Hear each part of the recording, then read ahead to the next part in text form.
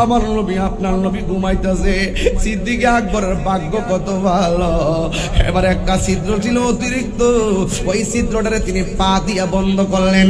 ও বন্ধু, পা দিয়া যখন বন্ধ করছি রে, ওই বিষধর সাপটা আবু বকরের কদম মুবারকের মধ্যে একটা সুবল মারছে, এমন একটা ব্যথা শুরু হয়ে গেছে, পা বান্ধে নাই।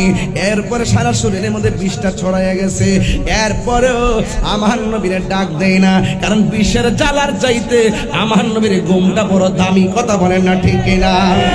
ওই আবু বকর ওই সাপের কামড় খাইয়া এবার যখন অল বডিটা কালো হইয়া গেছে, এবার আবু বকর সিদ্দিকের মনের অজান্তে এক ফোঁটা চোখের পানি আমার নবীর গাল মোবারকের মধ্যে পড়লো।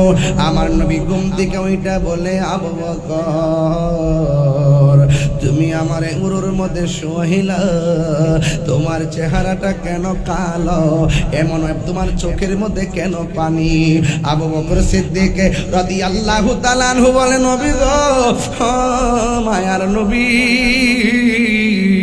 আপনি যখন আমার উরু মুবারকে ছিলেন একটা গর্ত বাকি ছিল, ওই গর্তটার মধ্যে আমি পা দিয়ে